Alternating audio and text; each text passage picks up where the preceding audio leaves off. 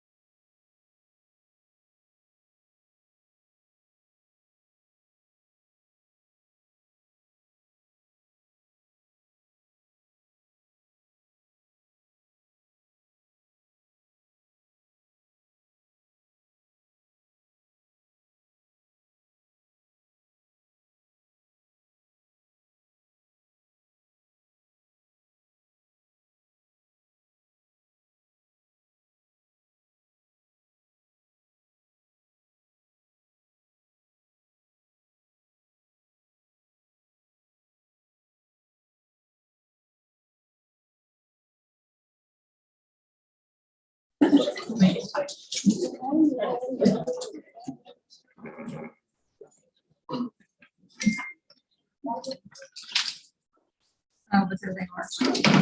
call this meeting of the Tahlequah Board of Education to order and tell Wendy that we're all here and turn it over to Ms. Nemo for the flag salute. Oh, I'm sorry, Ms. Walker. Tonight, I am proud to introduce Keaton Davis and Dawson Cochran. Hey, Dawson, you gotta go up in front and say while we're wrangling Dawson in.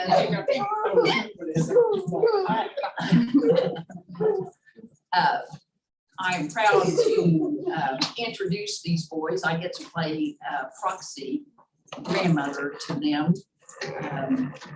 My daughter-in-law, Jennifer, and Julie are sisters. And when Keaton was about 3 and my grandson James was about 3.5, James tried over and over and over to explain that I wasn't the real Nana. Finally, Keaton was so persistent that James just gave up.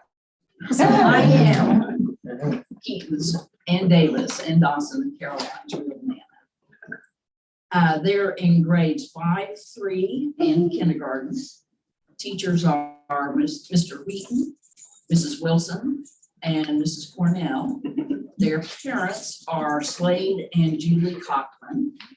Keaton enjoys, is the oldest, playing soccer and basketball, playing on his Xbox. He's the photographer for the Greenwood Student Council, and he likes spending time with his friends and family, and he is an incredible big brother to 3 younger siblings. He also takes great care of his chocolate lab, Nellie. Davis, Mr. Energy Man, plays soccer and recently started his first basketball season, and he scored in his first game, and he had it 5 times when he took the ball away from him. Davis enjoys running and recently placed 6th in the Tahlequah cross-country meet. Davis loves being outside and has boundless energy. He loves to entertain his younger twin brother and sister, Caroline and Dawson. Dawson started his first season of soccer this fall, and he's all over the field. He loves running and playing outside and has boundless energy, just like his brother Davis. His best buddy, in fact, is his brother Davis. And he spends all his time following him around. Caroline, Dawson's twin, is at dance tonight, so she could make the flag salute with the Cochran.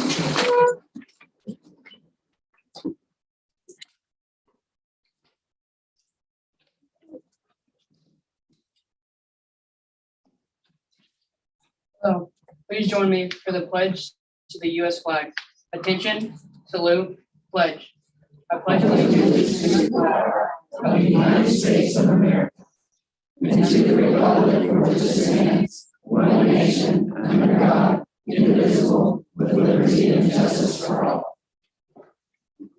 Please join me for the pledge to the Oklahoma flag. Attention, salute. I salute the flag of the state of Oklahoma. Thank you. Thank you, guys. I appreciate you coming out. You'll stay up here. We're gonna take a little picture of each other. We got you framed here. You're welcome. Davis. And Dawson. Oh, watch out behind you. You guys did a great job. Appreciate you starting us off like that. You'll just kind of line up right here. We'll get this picture.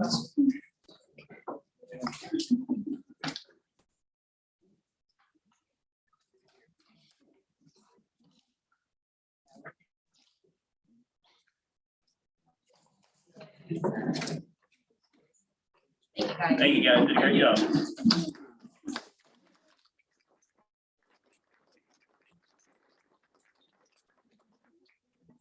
Okay, Okay, Tigers roar.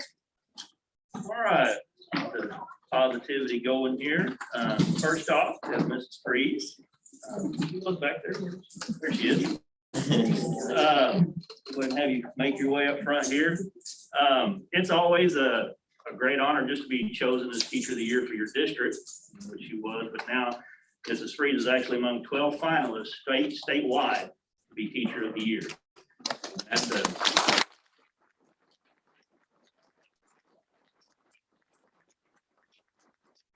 it's up to me. We'll have her back to introduce her as State Teacher of the Year. So she does an outstanding job for us in the district. We appreciate her. We're very lucky to have her. Appreciate you being here this evening. We just want to recognize you for this accomplishment. Thank you for all you do. I know it's a ton of work that you put into what you do. We appreciate it. Thank you for all of your support. Thank you. Thank you as well.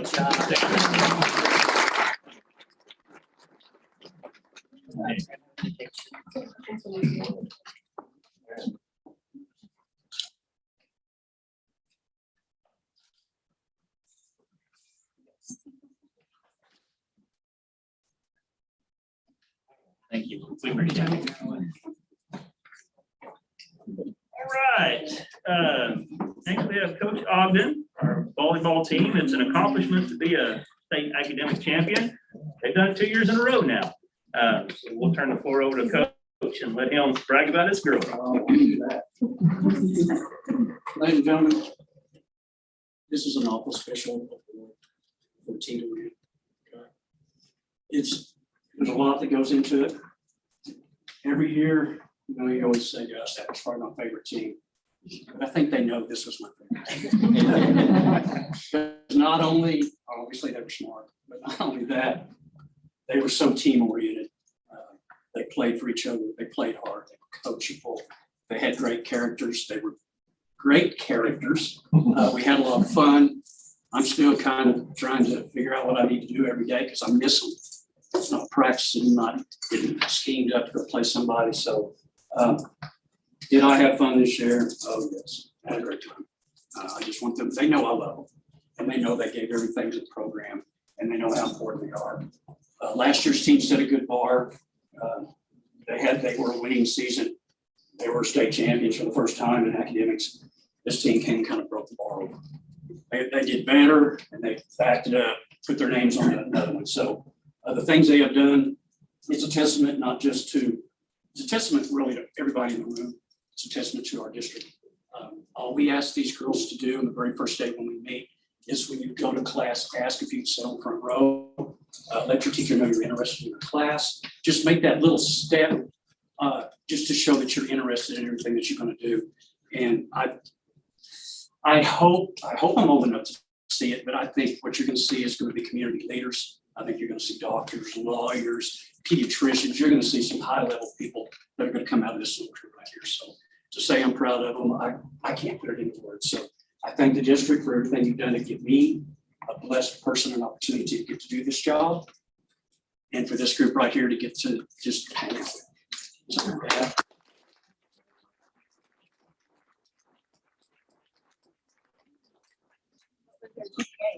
I'm not supposed to disclose that, but it's better than everybody else's. No doubt. It was good. Can't get in front of your trophy. Give the name. Yes, I do know. I can tell them individually. Coach, would you introduce the lady? Yes, we can. Would you guys like to introduce yourselves? We need to learn to speak. So, hey, just tell me your name and what position you play. You don't have to give your GPA. That's it. My name is Emma Sharon, and I was an outside hitter at setter. I'm Saber Gilbert, and I'm a middle. I'm Leah McElvain, and I'm a setter. I'm Faith Springwater, and I'm also. I'm Ariana Santana, and I'm an outside hitter. I'm Annabelle McKenna, and I'm also an outside hitter.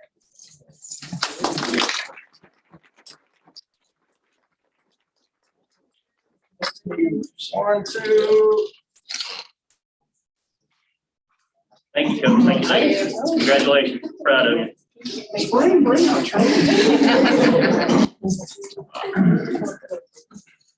Right. One more item.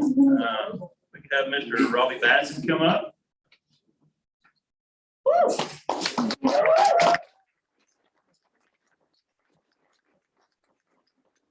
This will be kind of short for my part, but it's still very impressive.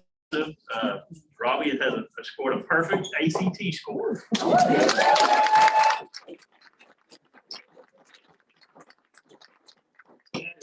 Not easy by any means. So we're very proud of you, very impressed. If you come up, take a picture. Robert, you like to come in? And Mom too, Marty.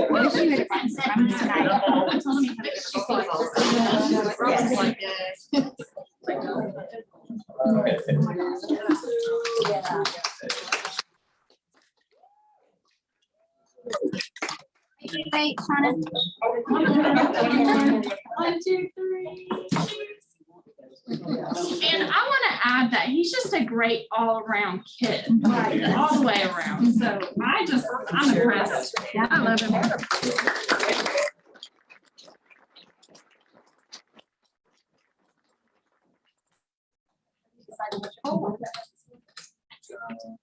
Not yet?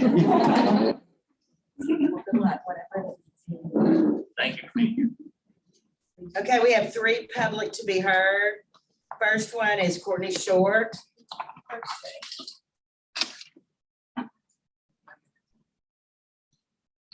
Courtney Short, my address is 25545 East 754 in Eldon.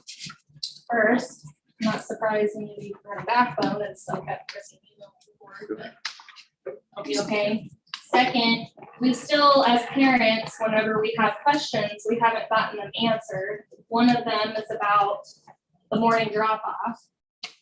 Are we gonna get a response as to why we're dropping them off like at 7:45, or we're just not gonna change that this year? Here is my son's attendance just for the first quarter. 11 parties. I have 4 kids to get to school in the morning. So if we're not gonna get an answer on why we can't get our kids to school in the morning because you don't want to open the school up until 7:45, then I want every single tardy removed. That's just the first quarter. So another thing, Tulsa Public Schools dropped their mask mandate yesterday. I see one that doesn't have a mask on. Way to go. I think everybody else should join in. That's all I have to say. Second public to be heard, Carol Bruner.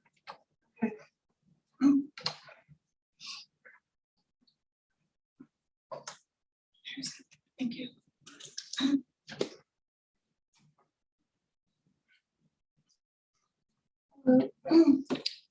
I'm Carol Bruner, and my concern is, excuse me. Okay, I'm here on behalf of the children and of course the parents. We the people, by the grace of God. And I want to address the CRT and SEL. And I ask everybody in the school system, school board, parents, concerned citizens, legal, everybody across the board to search it out. Search out this SEL. It looks sweet and nice and lovely, but it's not. It's right along with CRT. And don't believe me, do not take my word for it. Search it out. You're going to hear 2 different sides. One's going to say conspiracy theory. What you do is you search it out and you believe your own God-given common sense. If we have any left, I'm just, excuse me, I gotta laugh. Anyway, also parents should have all access to any curriculum in libraries and also, school libraries. Any indoctrination and sexualizing should never be allowed in our schools. I just want to look at everybody when I say that, especially you. Okay, and then let's see. Also, mask mandates goes against the law passed by the governor. It is harmful to health, preventing oxygen, and can cause staph infection. There has been some students that have dropped, and some even dying because of asthma. I, for one, have asthma, plus I have a heart condition. Okay, I cannot wear it. Plus, I have First Amendment rights. And I'm just saying, it's child abuse. Look it up, how it inhibits the oxygen, please, and then the co-infections from it. And that's all I gotta say. Thank you very much. Okay, last is John Blackman.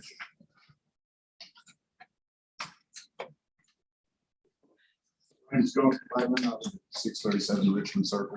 I'm not here to bash anybody or cause any conflict. I'm sure all of you people are doing the best job possible, and truly what you believe in your heart is the right thing for our students. I believe that. So I'm not here to cause any problems. But I do have a couple concerns as far as, how funding gets distributed when you implement policies like COVID policies. Is that for funding? The mask mandates. I wonder how many people went to the OSSA meeting a few months back, like how many board members went to that meeting and made these decisions for our kids for funding. That the way I understand it, there wasn't a mask in the building, nowhere. So where does it stop? Where does the line end as far as what we would do or what we would sell our children for to receive funding for the school? Because I feel like funding and education is getting crossed. When we're more worried about funding for gymnasiums and locker rooms by baseball fields than we are actually about educating our children. And that's a concern of mine. I've been a lifelong member of Cherokee County. I have 4 kids one graduated, 3 kids in the Tahlequah public school system. I graduated from Tahlequah High School. I know many of you. And those are my concerns. Thank you. Okay, we're gonna move item L, Director's Report, before the next item D.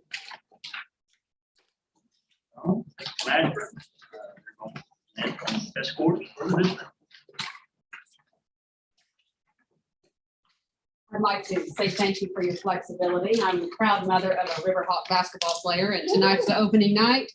And Mr. Ashlock rearranged the order, so I could not miss a good mama moment this evening. Ms. Mashburn and I are going to talk about the testing data that came out last spring. I'm the Executive Director of Elementary Education, for those of you who don't know me, and the data is not pretty. I just want to start with that. You can go to the next slide. Even our state, when they put this out, put kind of a disclaimer out that we need to keep in mind that this was done at the end of a year that many students missed a lot of school. Some schools were not even open. Many kids did complete online learning, something that was different and new and challenging. And so I have 100% confidence in the principals in our district, the teachers in our district, and I know they worked their tails off to do their very best. And I know that this year we will see growth because we have plans in place to help make that change. I also just want to say that any snapshot of testing data, any one day that we look at a kid and their test is always needs to be taken with a grain of salt.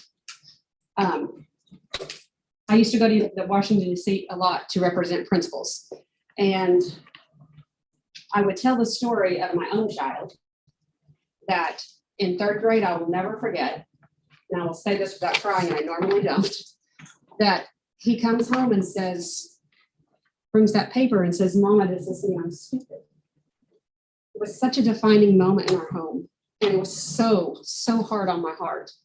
And I hate that any of our kids ever feel like that from one day and one test.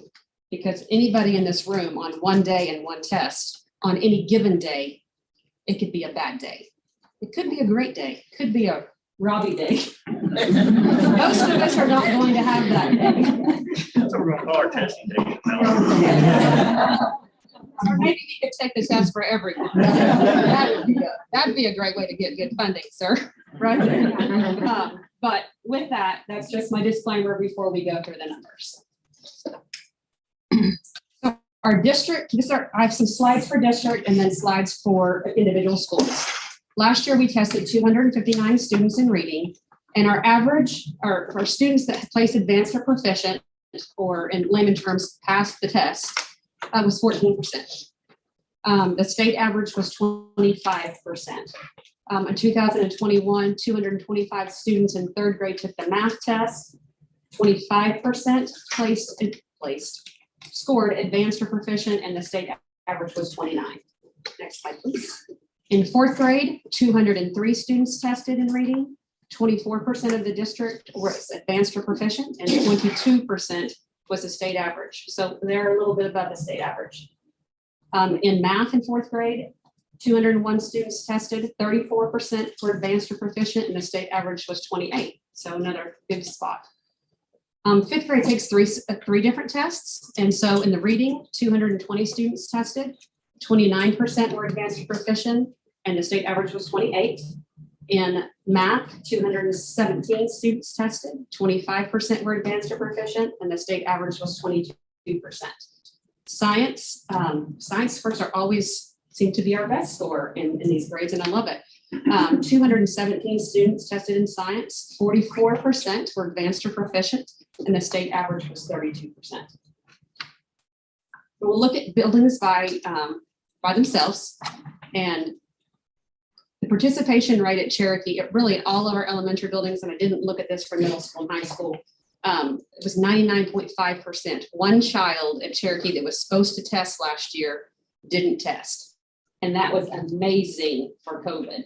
The state average was way below what all of our sites did. So we got our kids here to get tested. They'd either returned by that point, or we had families that brought them to test and worked with us to make that happen. So super proud of that number. The reading number at Cherokee, 3% of the kids passed. That's a number that obviously we're not proud of, and we need to see growth, and Cherokee has a plan for that already. Third grade math was 10%. Fourth grade reading, 27%, which is everything in yellow at this point is above the state average. Fourth grade math was 29%. Our fifth grade reading was 24%. Fifth grade math dropped back down to 13%, and science was 40%. That was the highest test score in all three of the elementary buildings. So what's really important, it's kind of where I started. I care where we were and what that says, but I'm more worried in this new position about where we're going and what we're going to do about it. They work very well as a team, and these are some of the things. I reached out to all three of the principals and said, okay, this is where we are, where are we going? And so Cherokee, they're using their benchmark data to remediate standards in small groups. We have a new iStation is a new program that we're using this year. It is on the reading sufficiency screener state list. So we use it for reading and math. They take what's called an ISIP the first time they log in, the beginning of every month, and it finds out where they are and then just teaches them from that point. So it gives us data every month that we can look at to make small group instruction. Our EL students have used a program called Imagine Learning a few days a week. And we recently got a new grant that Mr. Ashlock's going to talk a little bit about later. And with that, we are going to be able to, or in the process of hiring EL literacy paras. So we'll have someone that comes and works in our labs with those students that language is, that they're trying to learn language and content at the same time. We use flex group instruction to work on missing skills, comprehension, and fluency. So that just means we're always looking at what they know and we're moving around from group to group, making sure that they have a small group and they're working on what they need and not necessarily sitting through something that they don't understand yet or they already know way more than. We're going to implement guided reading strategies, including the text during small group instruction. So lots of work with books. We'll ensure that all students will not miss out on small group instruction when they're pulled out. So true double dose. So they're getting it in the classroom and they get it when they go out. We're tracking student information on literacy boards and spreadsheets and keeping that visible to their staff for motivation. Something I saw the very first day of school this year was Ms. McCoy took something and put a picture of every kid in the school around the room. And then all of her staff went around and put like little sticker dots on someone if they had some type of relationship with that kid. So that at the end of that, they could see who's not known, who is not bonded with an adult. Who can we match with them as a mentor or special help that will help those kids? Because we all know that relationships are going to make the biggest impact on anything we do, bar none. First to third grade students are on a reading plan. We'll attend the literacy lab in 3 to 4 small student groups. Kindergartners will start that in January. We're very fortunate that we have some phenomenal superstar retired teachers that will come back and work part-time with us. So we're getting them hooked up with our babies that need the most help. The large SPED population in 4th grade will work in smaller service groups. We've got SPED pairs that are pushing into the classroom to help those with student needs. And we have a math coach this year for elementary that is helping with remediation in small groups. And the numbers that we show, they include all babies, SPED, EL, highly mobile, everyone. We're looking at all student groups. Robert. For Greenwood, we had a 98.7 participation rate, almost perfect again. Their 3rd grade reading, they had a 16% advanced or proficient rate. In 3rd grade math, it's 21%. 4th grade math is 16%. I'm sorry, 4th grade reading, 16%. 4th grade math was 32%, and again, that's above the state average. 5th grade reading was 30%.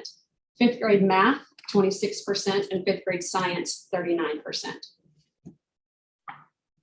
Some things that Greenwood are doing, and just because it's not listed on their slide, some of those things are done universally, but I just let them point out what they wanted me to point out for them as their leader. Embedded professional development provided by Gayla Kazay. That's another one of our retired educators that is a reading specialist that comes back and can help teach our teachers the best reading strategies possible.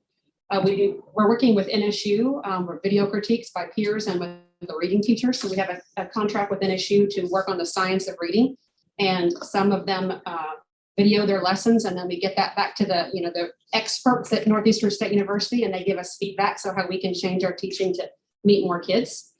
We have grade level meetings with a focus on effective instructional techniques. The literacy lab is a small group instruction that we discussed from the other slide. The NSU partnership, building capacity by reviewing components of the learning process and framework. So we're always looking at how we teach and how we can do a better job of teaching. We use grade level data meetings and walkthroughs with emphasis on instructional techniques. So the final elementary school that I'll talk about this evening is Heritage. They had a 99.4% participation rate. Pretty sure it was one baby again that happened to miss the test. So you can see there's lots of yellow on this slide. They were above the state average in every area except one. 3rd grade math was 21%. 3rd grade reading was 21%. 3rd grade math was 40%. 4th grade reading, 28%. 4th grade math is 39%. 5th grade reading, 33%. 5th grade math, 36%. And 5th grade science, 55%. I thought that was a really cool number. And I know that we're doing a lot of reading instruction in science and social studies that combines those to teach reading skills with those subjects. So the Heritage Elementary Intervention Plan, she has it divided into 2 different areas. Some work with their grade level team. 3rd through 5th have analyzed their testing data and are identifying areas of improvement. Once they do that, and they use the DRA scores and the Literacy First data that we've gotten since school has started, they determine the gaps and trends so they can make a needs assessment and write a SMART goal. So every grade writes a SMART goal so they know what they need to do to change performance and learning, more importantly, learning in that grade.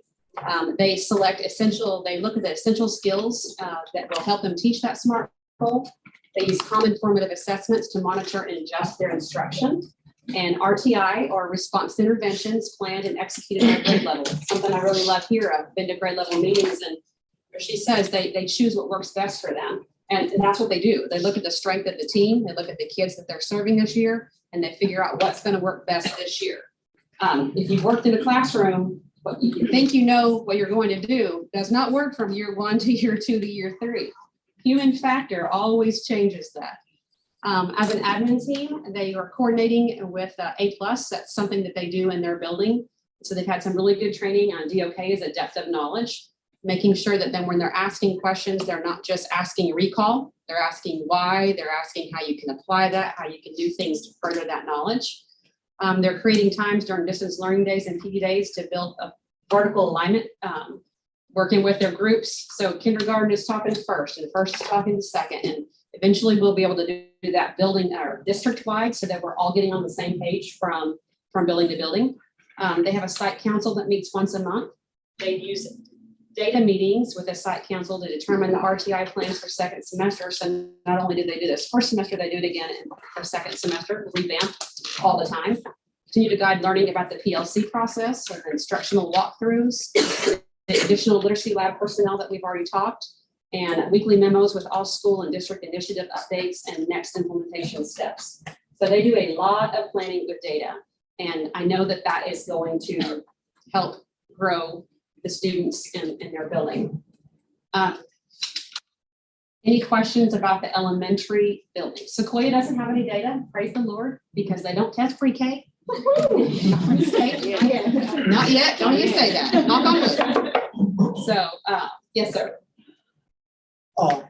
Tanya, I know that we made a change in how they evaluated here a couple of years ago. The state did, is that not right? Yes, sir. And our number dropped way down. Yes. And all these percents that you mentioned, 25%, 14%, 3%, whatever.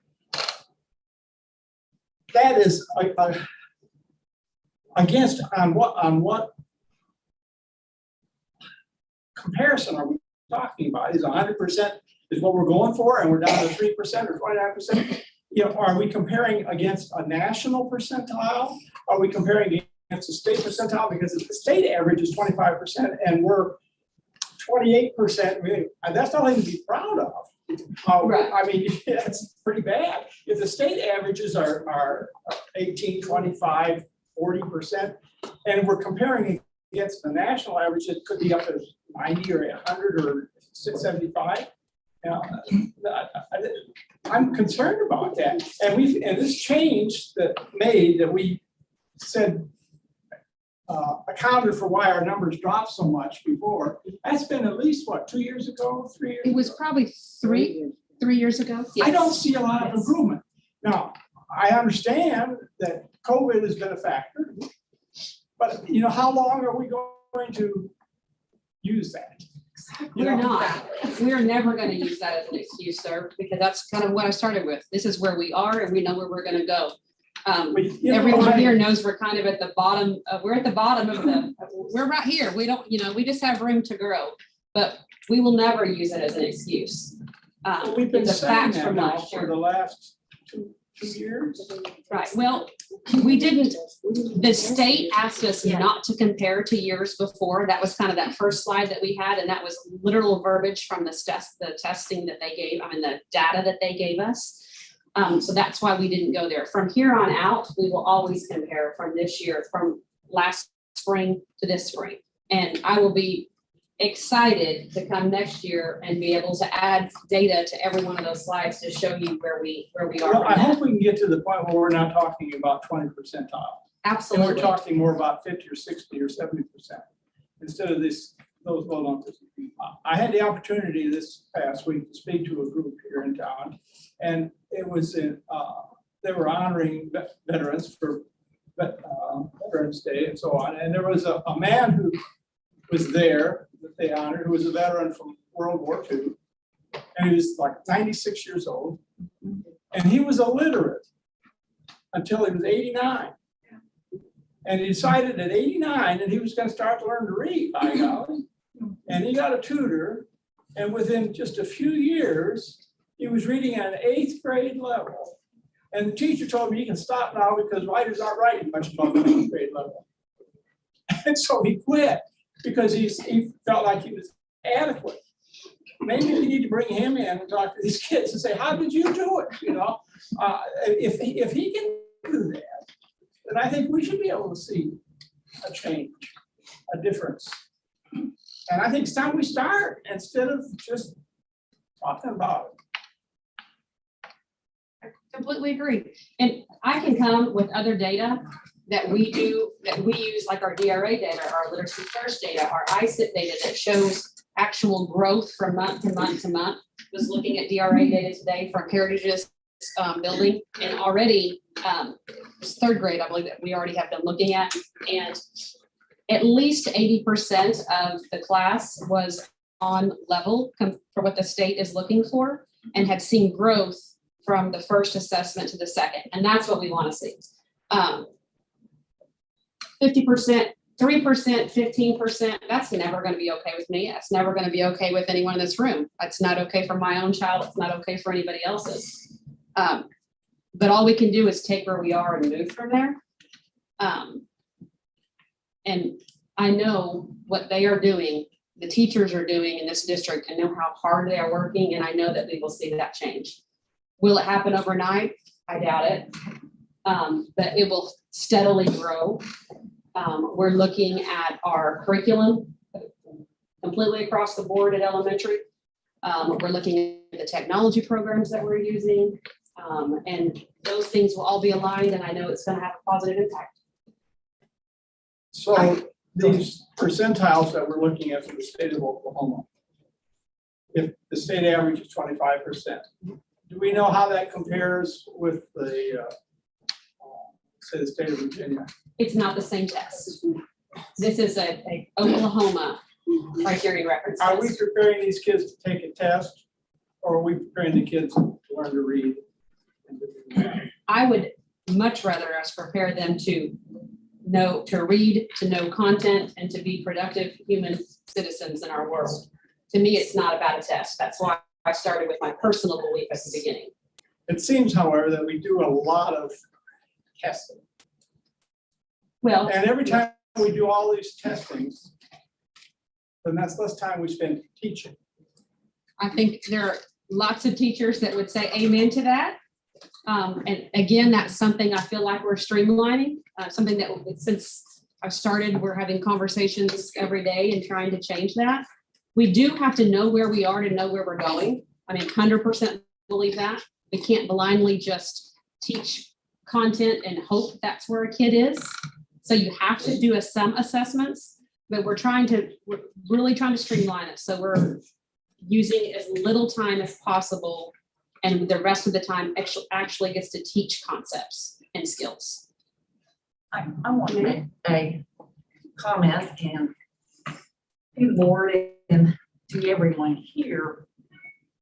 Every vote that I personally have made had to do with masking, and I think most of the board would concur with me on this, was based on keeping kids in school. I know that when you've got kids in school every day, you can't teach them when they're not there. Keeping our doors open and having kids safe in school has been our primary concern. And we see how debilitating it has been for kids to not be in school. So what I hope all of us come together as a community, to not what I think, what you think, but together we have got to do what is best for the children in this community.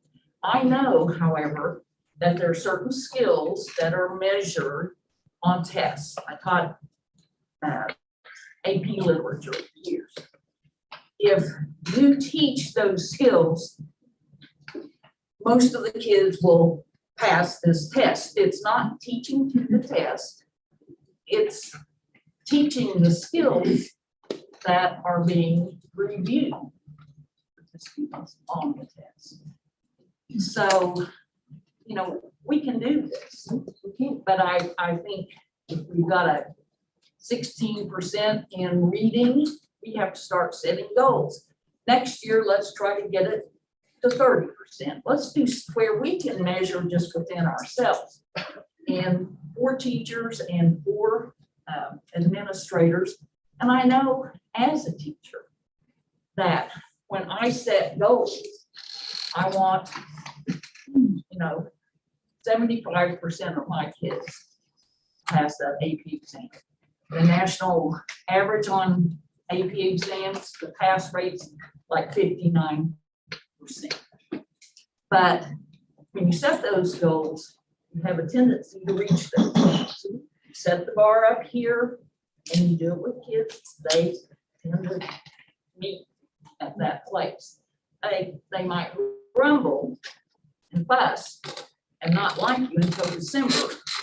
But when they begin to acquire these skills and they see that they have the ability to do what they're being asked to do, they have a totally different attitude. So we're gonna get there. But I do think we have to get, and I know you all are, very focused and set achievable goals and just chip away at this. I know every parent is concerned. I used to say to all of my students, I want you to have these skills. So when you go out into the big wide world, you have a choice. You may choose not to engage in something where you go further in school where you have to use these skills, but communication skills are always going to be necessary. And I want you not to avoid reaching a career that you would like to achieve because you don't have the foundational skills. So let me help you get these skills, and that's what we need to do. I want every kid to have that choice. You don't have to go on to higher education. You don't have to get a PhD. But if you want to, I want it to be a choice, not a matter of, I don't have the skills. And I think that's where we're trying to get. Do you think that, like, as a concerned parent, do you think that our kids are going to achieve any of those communication skills or any of these other skills that you're talking about if you're putting a mask on their face? Absolutely. You think that? You think a child But can we're learn how not- to communicate when they We're can't not doing see it your today. mouth? Because I don't think they're going to. I really, truly don't. And what is the point in the distant learning day? We're not even in the classroom. They're on a tablet at home. What's the point? Why did we not have just distant learning days 2 years ago, 3 years ago? Anybody else have a question up here for Tanya? Comment. I will say, Cherokee is my favorite elementary because that's where mine go. Kind of breaks my heart to see 3% reading in third grade. Broke their student. I know some of the specifics of Cherokee, of their demographics and some of the struggles that they have that some of the other places don't. What I also want to say on the positives is, I have 2 first graders, which is the grade where kids really either learn or at least start learning to read. And I see, I have 2 very different reading levels, and I see the work that is put in every day. I have one who's off the charts, and she has a teacher who's pushing her and making sure that she's not getting bored and she stays engaged. My other one is doing well, but he's on grade level. But I have seen this year, and I think third grade especially, and I think that site especially, because when you think about, it was the end of their first grade year that first got interrupted. It was all of their second grade year, their third grade year, still not back to normal. And I know that Cherokee is gonna pull that up, and it is, so I wanna say to the staff there, that we know that there were struggles and that we know how hard they work. And I agree with that. It's not acceptable, and we all know it's not acceptable. And I have to have us faith in you, Kenya, and our principals and our staff to just what they've laid out so far, things to make improvement. And I hope you come back next year and show us that some of those numbers have doubled and tripled. So I know it's been tough for them and tough for you and tough for everybody. And I know that those words don't reflect the work that they put in every day for the last year and a half, trying to just keep these kids at some base level of, again, these are kids that we're not only worried about if they're breathing, we're worried about if they're fed, if they're safe, if they have shoes and coats. And I see all of that work too. So I just want to tell you and them and everyone else that we see that and we appreciate it. And we've got to get those reading numbers up, but I know the hard work that you're doing. Anything else? I have a comment, and I'm not trying to debate or anything. Both of our boys go to Crossroads Learning Center for reading tutoring.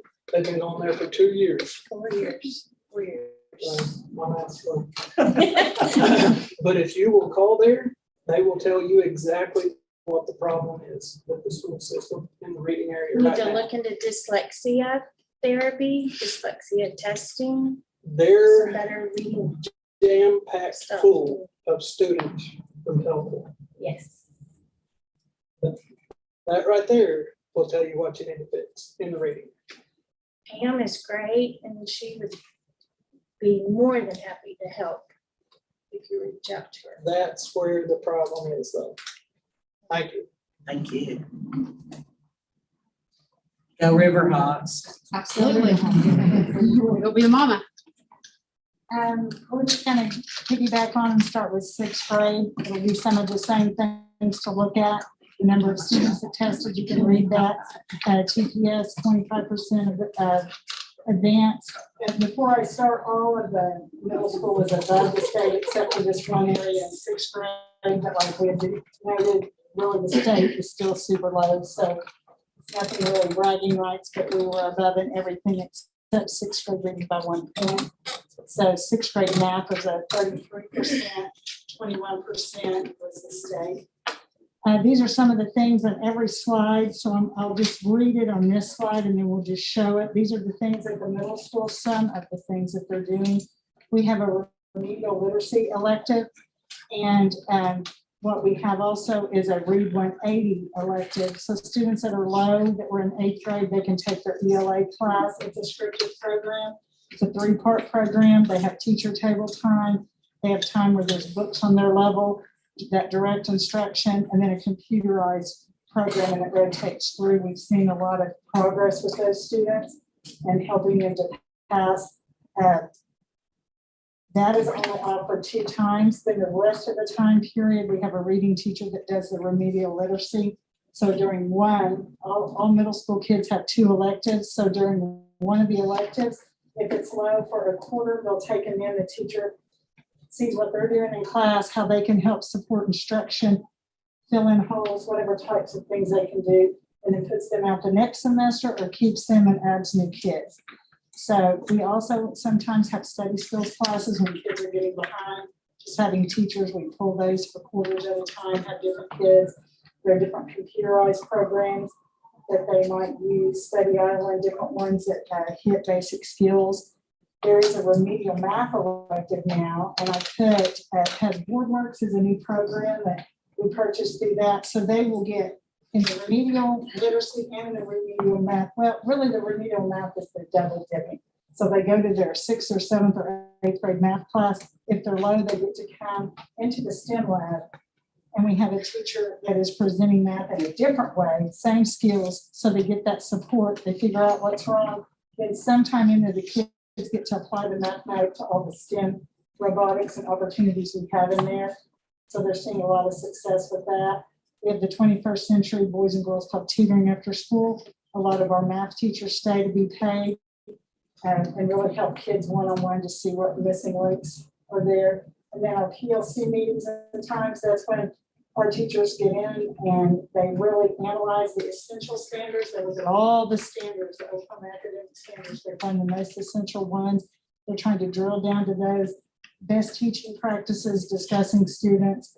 So there's a lot of remediation opportunities going on.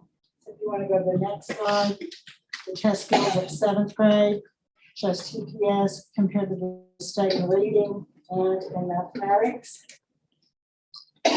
Want to go to the next, same slide, so we don't have to repeat that. Same thing happens for all 3 grade levels, just in a different way or a different time period.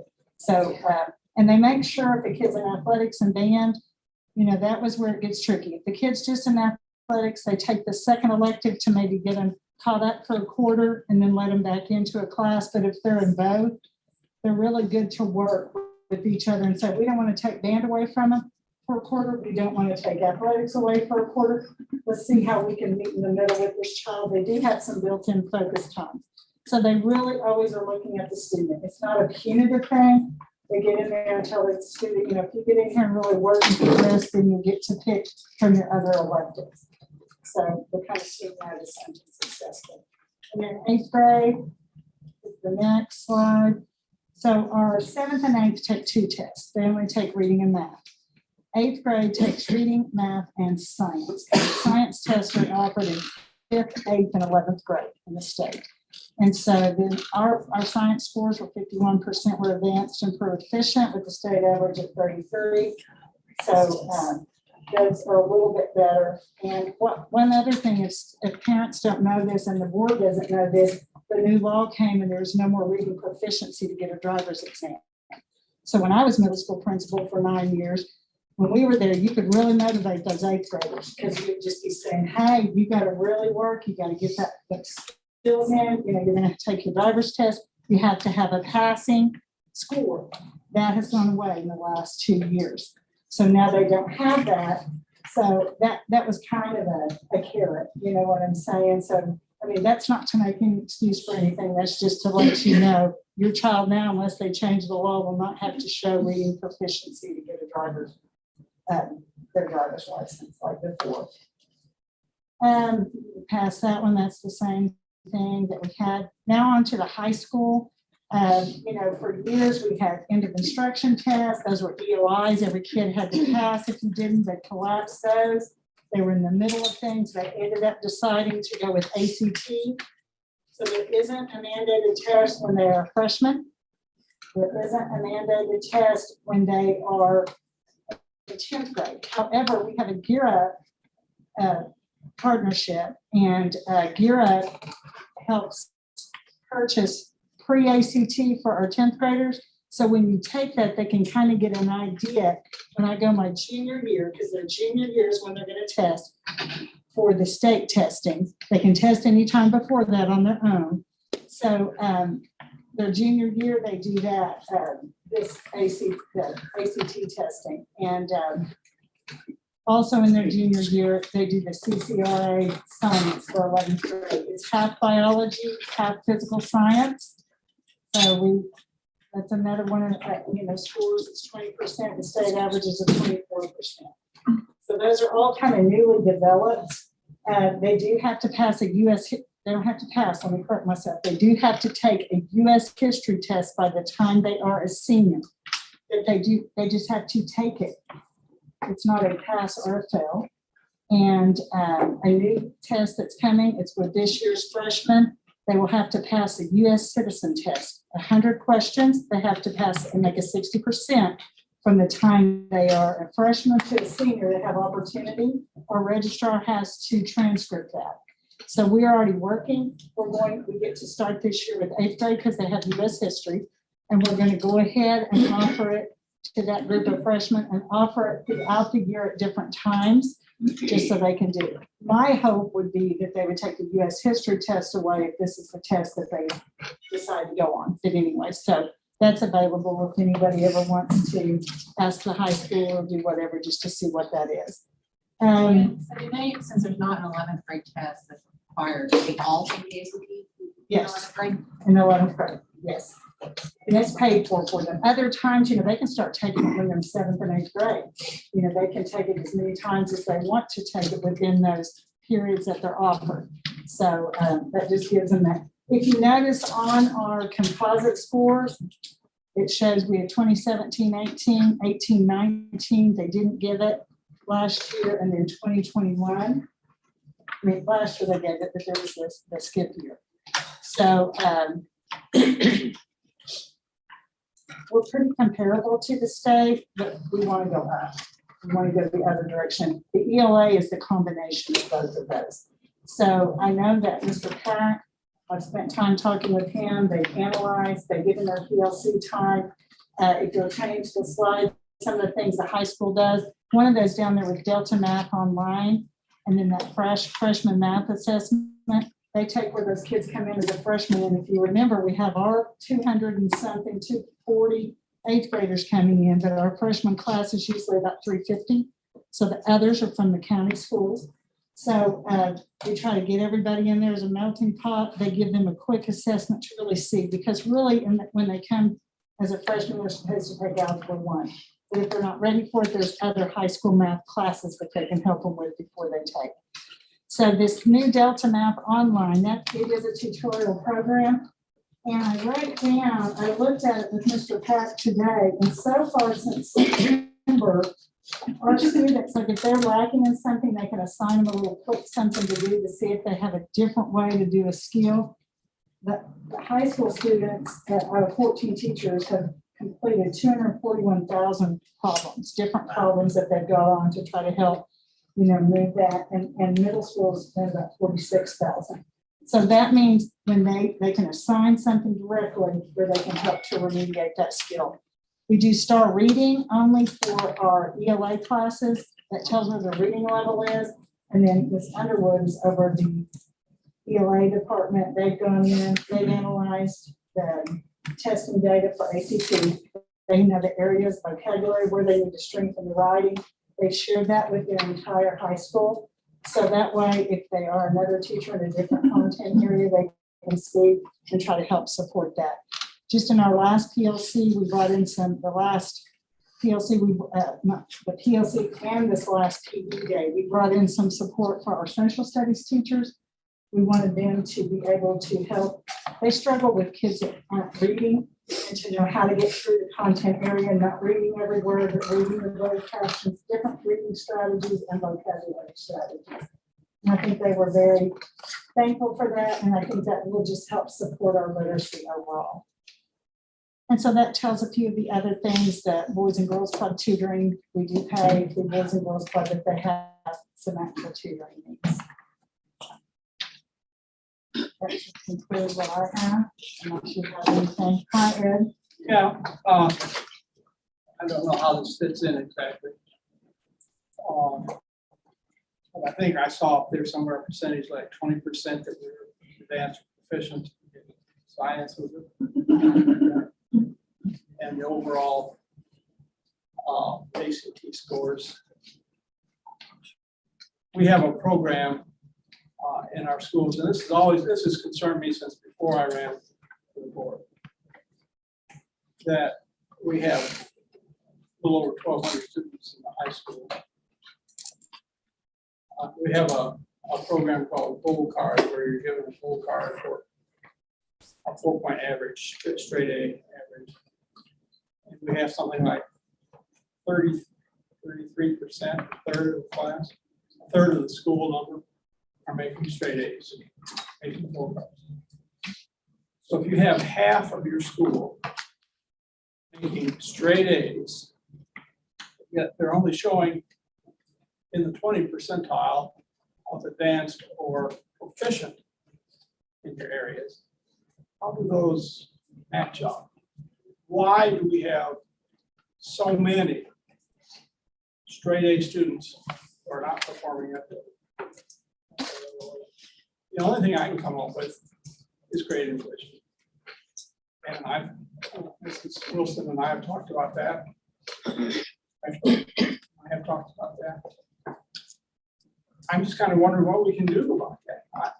No one parent wants to, if we set stiffer standards and the grades start going down, then we're going to get complaints from parents and, well, my kids, they've always made straight A's and so on. But at some point, there needs to be a comparable thing between what they're achieving and the grade deal. And I know, because I've had it from my sons that have been there, that there are teachers who reward students with grades or points towards grades for doing non-academic things. Like if you go to the sports game, that person was a coach, then I'll give you so many points in your history class or whatever class it was for attendance on that, going to that.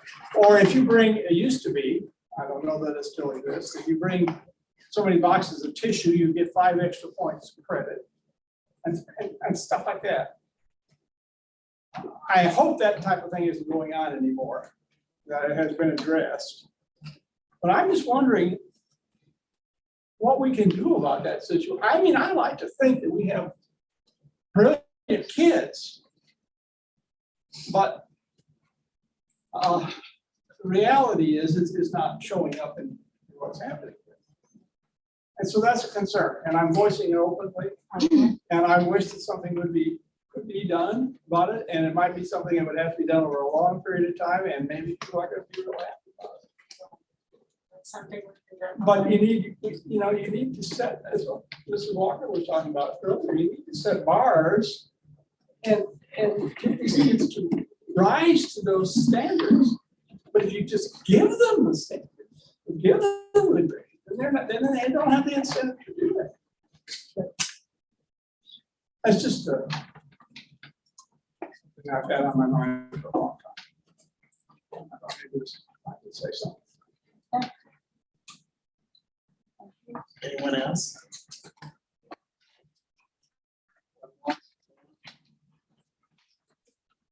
Great, yeah. We have our annual all-day report. Floor is yours. Thank you. I'm Sherry Yon. I'm the director of the Alternative Education School at South Central Academy for Tahlequah High School and Tahlequah Middle School. I was not here to present at the last board meeting when all the other principals presented their data and just about their school side, as the district had graciously is letting me attend Principals Academy to hone my leadership skills. So I was grateful for that. And so we're going to present tonight. For those of you that don't know about Central Academy, I would just like to take a moment to dispel the myth that it is where all the troubled kids go, because it is not. We have students there that are there for a multitude of reasons. They may have, go to the next slide for me, Mr. Batson. We have multiple reasons why students are there. We have kids that, we have some teen pregnancy, we have some people that, we have some teen mamas that are there, we have a teen daddy that's there, people that just need some extra support, those that have gotten behind with their credits for high school. For those of you that know, it takes 23 credits in the state of Oklahoma to graduate from high school. So we do a lot of credit recovery, lack of home support, lack of motivation, some juvenile justice referrals. That doesn't happen as much anymore as it used to. The emotional school adjustment. You know, a high school with 1,200 kids sometimes is just not the right spot for every kid to go. So one of the great things about Tahlequah Public Schools is we offer another alternative for that. Next slide, please. These are the things that are housed on the Central Academy. Some of them I facilitate and some I just cheer them on. We have the alternative education site, which is my building. We have the temporary behavior modification program. We offer a short-term academic placement called STAP. We service the PPI or People's Incorporated group with a special ed teacher that goes to the home and teaches those kids. We also support one of the only adult basic education systems that runs out of a public school system. We also have a partnership with Tahlequah Early Learning Academy. That's where some of our students can get childcare so that they can finish their education. And this year we are facilitating the high school virtual school. Robert, next slide, please. Right now at Tahlequah Central Academy, we're serving 63 students, and that's all entities that you saw. As far as the alternative school, we are serving 20. We have 25 virtual students, and we have 18 kids right now placed in our behavior modification system. We have 16 seniors right now, and right now we are offering an online curriculum for credit recovery and instruction. Our temporary behavior modification program was referred to as CCR or something. It got renamed. It is directed by our Command Sergeant Major, Mr. Sams, Officer Sams. It serves our high school and middle school for disciplinary issues. We serve about 20 students daily. And we support our Edmonton courses, which is our online curriculum, and our Google Classroom for people that are placed there for middle school or high school and short-term placement. The STAP short-term alternative placement building is a nighttime program. It is an alternative to suspension. So it allows our kids to still come in. There's 2 certified teachers there every night that help them stay caught up and make sure they're not getting behind. It does help maintain our district attendance because we are not suspending kids. Which we are doing. What hours is that open? Staff is from 3:10 to 7:10 in the evening. So they are not in the school, depending on the infraction. They aren't in school during the daytime, and they will come to staff from 3:10 to 7:10 and get their instruction. Now, we do offer, sometimes we do a school then staff stay, which gets their attention. They'll leave at 6:10 instead of 7:10. The PPI is under DHS guardianship. These children the classes are being held this year at the PPI campus. They have what they call a front house and a back house. Our special ed teacher that's servicing those is Miss Jackie Bonner. She is doing an amazing job. We are seeing some amazing growth in those kids because just being in that environment where they can, staff can kind of help handle some of the behavior issues. We provide their SPED services every day, and right now she's serving 8 students. The adult basic ed program, the instructor is Tammy Parrish. She has 3 other adult basic ed instructors that do Tuesday and Thursday night instruction and some Saturday instruction. We're one of 31 aid programs in Oklahoma. Right now, currently, if this had been tomorrow, this would have been even higher, but as of today, we have 20 out of 21 subtests that have been passed by the people that are enrolled in the GED program at this point. 2 have completely passed their GED, and one of those, I'm going to proudly say, was one of my kids that started an alternative, even an alternative study wasn't for him, was too much anxiety, just the pressure of completing courses. We got him hooked up with Miss Paris, and he has sailed through that. He has already passed his GED, got his diploma, and is getting an employment this Friday. We have 29 students enrolled for this school year in adult basic ed. The statewide summary for alternative education right now for this year, 310 programs reported. There were 18 who did not report.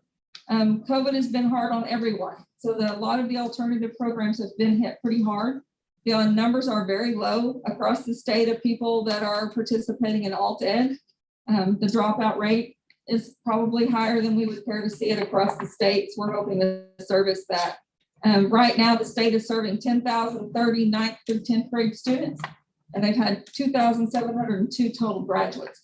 Keep in mind that your 10,000 is your 9th through 12th grade. So that's why it looks like the graduation rate isn't that high, because that number is all encompassing. Right now, with the alternative education system, this is some of the things. In 18-19 was the last year that our program was evaluated. We are evaluated on a rubric that contains 16 criteria that you have to pass. And it's kind of like a teacher evaluation system. It's needs improvement, you're effective, or you're highly effective. The goal is to get highly effective. In 18 and 19, we're highly effective with a rate of, with a scoring point of 86 out of 94 points. It was waived last year because of COVID. We totally anticipate they're going to show up at any moment. They do not tell you. When they come, they want to see what you're doing with your program the minute they arrive. There's 16 criteria components. That isn't all of them listed, and you guys can read. I won't read through that, but there are 16 things that we have to make sure that we're checking those boxes for to provide for our students.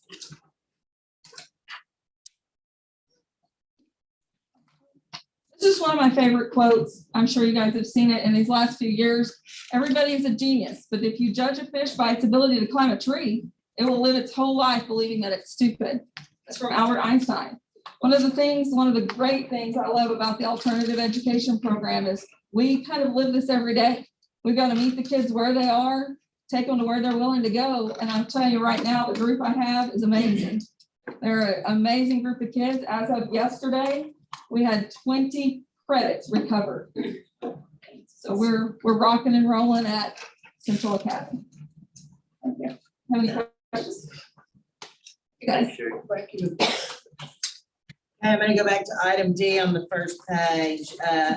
Discussion and vote to approve or not approve the minutes for the October 12th meeting. Do I have a motion? Do I have a second? Any discussion? Ms. Walker? Aye. Ms. Kaufman? Mr. Myers? Ms. Nemo? Aye. And aye. E, discussion and vote to approve or not approve the monthly financial reports. Good evening, everyone. So we have for the month of October, we have our bank balance at $7,444,920.62. You can find that total on page 2. Receipts for the month of October for the general fund, $3,108,744.56. Building fund was $1,599.53. Sinking fund was $7,585.10. Fund balances for the end of October for the general fund was $6,570,569.93. For the building fund, $684,140.76. And for the sinking fund, $216,902.68. Activity account for the end of October, $1,016,746.29. And that's it on that. Do you guys have any questions on any of that?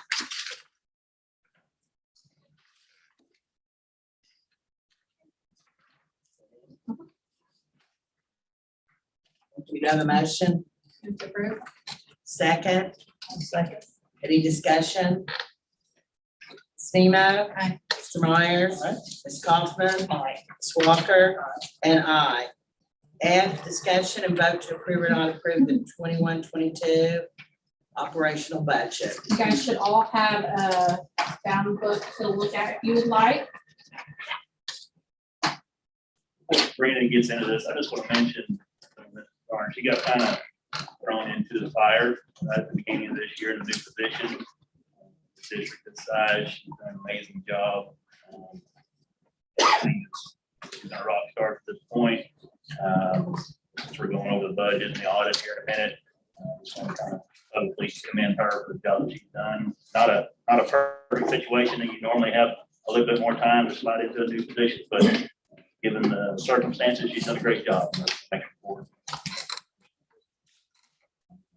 Appreciate you. Thank you. So the district at a glance, just the mission statement, Talbot Public Schools is committed to providing all students with a quality education within a safe and caring learning environment. Our district goals: Goal 1, all students will achieve at their highest potential. Goal 2, all stakeholders will work together to build a better school system. And Goal 3, all schools will have equitable resources. And then there's a list of the district programs that we're able to provide. So the next page, if you will look at the balance history. So the general fund ending balance at the end of this year was less than what it was from the previous year. The reason was due to our claiming on our grants and everything. We kind of got a little bit behind. And so that's why there's a smaller number there. But as you can see, the cash fund balance now is much higher because we actually collected on all those funds. That's of July of this year, June 30. June 30. Yes. In our building fund imbalance, from last year to this year, as you can see, it's grown. That's really good for us. So we're excited about having the extra money in there. And then at the bottom, you can see our district student membership. We're at 3,516 students as of October 1. And then district employees were at 530. The next page is our revenue at a glance for the 21-22 school year. So you can see as far as the local money goes, that's 27% of our total $41,386,853.46. That's our total budget for the whole school year. And our county dollars, and then you see the state funds, and then you see the federal funds that we will receive. And then down below that, you see the state aid that we received over the past few years. And then if you look down, you'll see 2021, we're a little bit higher than we were last year. And right now, we don't see any reason that we will take a cut or anything at this point for the midterm. And then there's a little graph right there that shows you kind of where we are. The next 2 pages is just the estimated needs that the excise board approves. And that is put in the newspaper, and you guys already approved this a few board meetings ago, so that's the same thing we've already looked at. The next page is our general fund revenue. So you'll see on the left side, it says general. That's the money that we get from the local revenue and the state revenues. And you see down to the bottom, our revenue just for that is going to be $24,228,177.07. And we are projecting to only spend $19,885 or $19,885,901.07. So we're projecting a carryover of like 4.3 million this year, which I think that's a really healthy fund balance for us to carry over. Is that about the same as what we generally have, or is it a little bit less? It is generally about in the 4 to 5 range. So, and then you'll look over in the project category. That category is all the, if you look down where it says federal revenue, there's all the project codes like 421 all the way to 795. That's the amount of money. And we try to spend every single dollar of that. We might have a little bit of carryover into the next year, but we try to spend all that money as what we budgeted on every year. The next page, page 7 through 10 is just a breakdown of what we're going to be spending that general fund operating money on. And you can look through that. There's all different kinds of things, salaries, custodial, vehicles. Page 11 is the site general fund money that we spend things on. So you'll see how much Gifted and Talented gets from us. You see how much every site gets, how much choir, band, athletics, all that's broken down for you guys to see, and then how much the library is at the very bottom. You can see all that. The next page is how much we're spending on technology and the things that we're spending it on. So you can see the different softwares or anything like that and how much it's costing the district. So right now, this year, we have, based on everything on this list, that we're gonna spend $662,977 on technology, just out of the general fund. That's not counting things that we will spend out of the federal program dollars also. And then here's, the next one is the software that we'll buy also. And then page 14 is utilities, fuels, and fuel and insurance. If you'll see, we are projecting for this year that utilities is going to probably remain the same because we knew that it was going to rise a little bit, but we kind of have it just about the same as last year. Fuel, we do have that it is going to increase significantly because you know the price of gas is went up. You can see that when we're filling our car up. We do have that our workers' comp insurance is going to increase this year a little bit. And then our liability insurance went up a little bit also. So we will be spending $1,308,000 on all of that. That's what we have proposed for this year. But that can vary. Yes, that can change. It's always fluctuating. Just like the gas price goes up, it goes down. You're talking about gasoline right now, but Yeah. utilities will go up, yes. If we have a we're hard hearing winter. we should anticipate a significant increase maybe in natural gas. Right. Yes. So yes, those numbers will adjust as things change, especially with winter coming. So the last page is the building fund. It just shows the amount of revenue that we have coming in. And then these are our projected expenses and projects that we have going on right now. You'll see that we are doing a bunch of remodeling at each of the site's bathrooms. And you'll see that coming out of the building fund. You see just annual maintenance on things, repairs, and utilities is out of that. So as of right now, our total to spend out of the building fund, we've project is $938,859.16. So at the end of the year, we project that that will leave us with $711,221.33. You guys have any questions about anything? Excellent preparation. Very good. Great job. Thank you. Very, very clear. Thank you. Do I have a motion? I move to approve. Do I have a second? Second. Have any discussion? Ms. Walker? Ms. Kaufman? Mr. Myers? Aye. Ms. Nemo? And I. Presentation of the annual 2021 audit.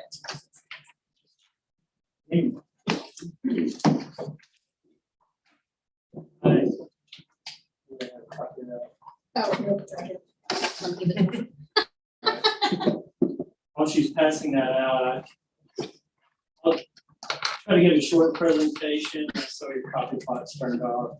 I want everybody to drive home safely. It's a long enough meeting for, you don't want your auditor to go rambling on and on. And the good news, I didn't get a Robbie on it, so it was good. Sorry, Robbie.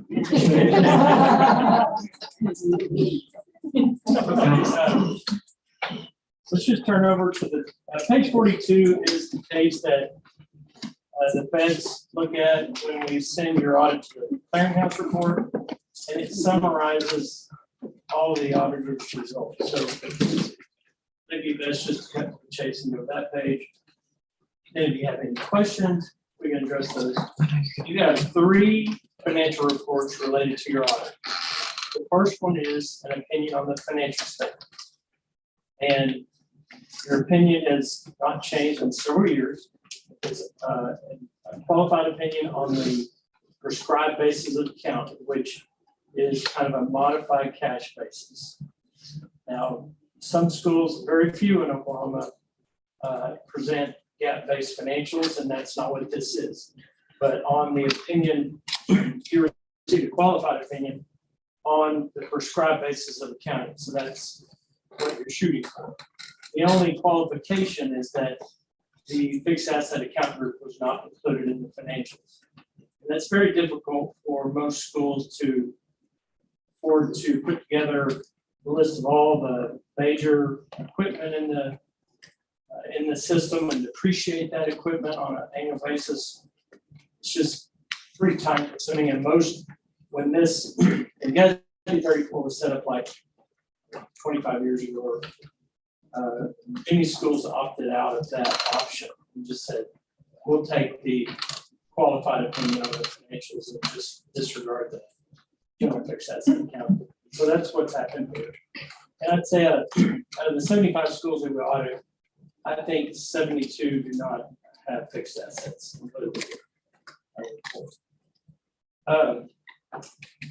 That's item 1. 2, no significant deficiencies relating to the audit of the financial statements are reported in the schedule of findings and question costs.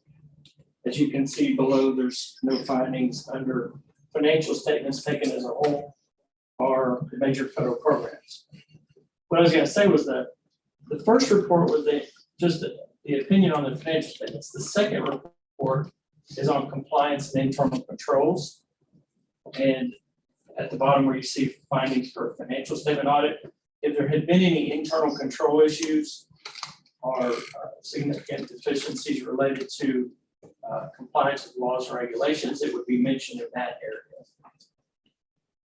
So moving on, number 3, no instances of non-compliance material to the financial statements in this district were reported during the audit. And 4 starts with the third report in the financial statements, which is it's a report on compliance with the major federal programs tested. Remember from years past, as part of our testing, we rotate those programs around to make sure that we test the ones that have the highest risk. And we have a brand new program like last year. We had the COVID CARES and related to just the pandemic. All of those grants were tested as part of our testing because they become high risk because it's the first year that they've ever been tested. So this year, since we did not find anything related to those, then they'll move down the charts as a lower risk, or something that we may not have tested in 3 or 4 years, creeps up the ladder a little bit. Item 5, an unqualified opinion was issued on the compliance of major federal award programs. And an unqualified opinion means there was no qualifications. It was the best, report on the major federal programs that you could. Item 6, the audit disclosed no audit findings and question costs which are required to be reported under OMB's uniform guidance, kind of along the same line, same report. The major federal programs for the special ed program, there were a few special ed programs and they were all clustered together in our determination of whether they were a major program or not. And also the elementary and secondary schools emergency relief, the ESSER funds, which are what kind of credit for the family. So those were the 2 major program clusters that we tested. And then the dollar threshold used to determine between type A and type B programs was $750,000. And the district did not qualify to be a low risk auditee once again because of the general fixed asset count group not being included in the financials. So most of our clients are in that category, not a low risk auditee because of that. So there were no findings. I don't know. You have a copy of this audit acknowledgement. I don't really have anything else to go over unless you see something in the audit. I know you just received it. I apologize for that. This is our busiest time of the year trying to get going with all these audit reports. I think we had 6 people out giving presentations last night. So we always appreciate a Tuesday night meeting. Yes, please. So she's going to pass around an audit acknowledgement form. So when they turn it into the state, they need to see that it was presented at a board meeting. So we can send that in our signature. So if you have any questions while that's being passed around, I'll try to address those. Just comment again to Sabrina and the staff. We had staff changes and new dollars, and we changed bank accounts this year, and we had new expenses, and they handled all of that very, very well. Yeah, sounds like Always good when there's no fine. good transition. Although we really should, they should call it something like unqualified opinion. In no other world is that so good, right? I know. But it is good. It is good for this. I think I over-explained that. Unqualified is a good thing in accounting world.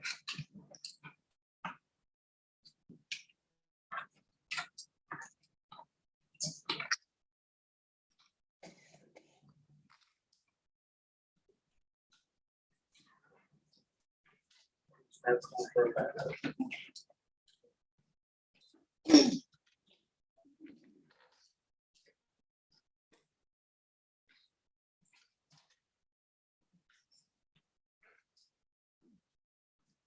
Thank you for coming out this evening. Appreciate it. Item H, the bond project presentation.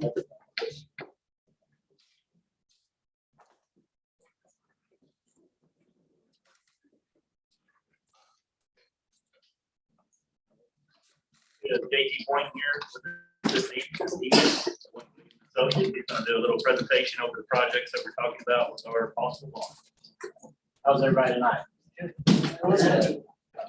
So I'm going to go through these projects. Nothing's really changed since we made our last presentation, but we thought it'd be a good idea to go back through the projects, answer any questions you have about them.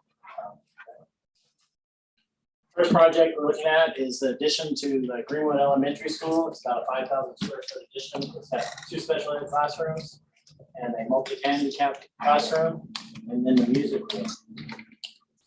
It is also going to be a storm shelter for about 600 people. We want to define the entrance a little bit better over at Greenwood, and so we're going to redo the front and put a more simple, but make it more obvious where an entrance is. So we've got a canopy.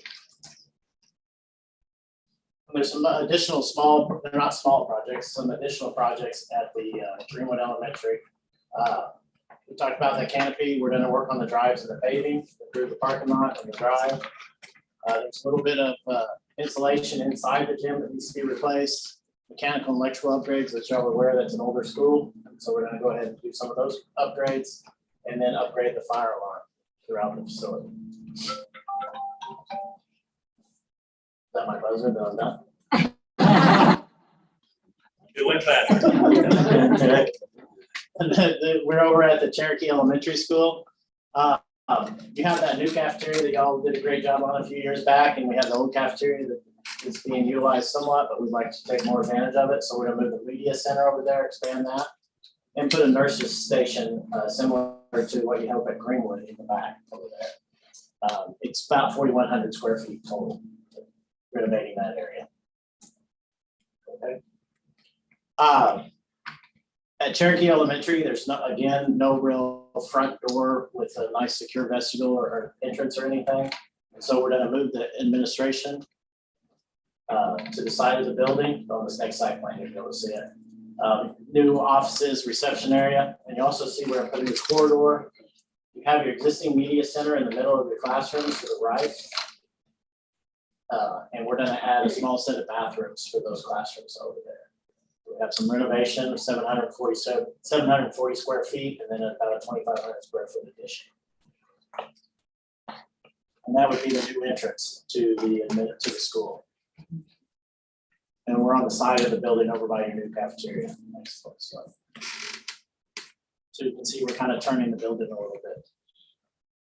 All your new stuff will be facing the same direction.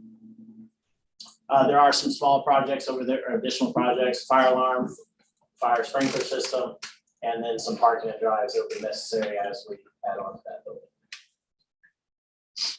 We're looking at a new indoor athletic facility over on the softball baseball complex. It's 100 by 100 within the extension out front with some restrooms and storage. It'll be a turf area. It's about 1,100 square feet, 11,500 square feet. And that's where we're looking at putting it at this moment. Over that little hill there. Pretty picture that will help sell the bond, hopefully. And then the final project we're looking at, or the final larger project we're looking at is, and I'm not saying that you're gonna put that much graphics on it, but inside of your track, we're gonna put some turf in that area. So they'll have practice in additional places for the junior high and other kids to play. In addition to all those projects, we have elementary interior renovations at mostly Greenwood, but throughout the district, some minor renovations, high school restroom renovations, and then some small projects throughout the district for renovations. We have money in there for technology and transportation that we have nothing to do with, but we want to make sure it's accounted for. I'll make my 2 minutes. Those are the projects, like I said, it's projects we've talked about the last couple of months in here. We want to make sure we're back through them. Any questions? We're excited, getting started. Any questions? Okay, item I, board to consider and take action on separate resolutions authorizing the calling and holding of a special election to be held in the school district to authorize the issuance of general obligation bonds. Turn the floor over to Mr. Tom Frazier. On time, he'll kind of guide us through this process. Any questions that you have, feel free to ask. Good evening. I think you all have been given a copy of the resolution we're talking about tonight. And just as a reminder, there are going to be 2 resolutions read tonight. The first being on the building, which will require a vote. And then once that is completed, we will need the same thing done for the transportation portion. But I hope you've had a chance to review the resolutions. There's certain parts of this that I'd like to read out loud. And then if you have any questions or would like to discuss further, be happy to answer those questions and we can go from that point.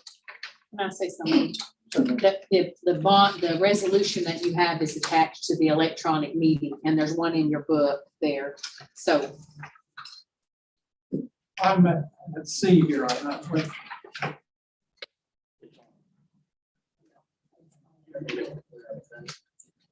I'll read the resolution, but I just wanted to make sure you had a copy of it, just for review and for, further later on down the road, so after the meeting.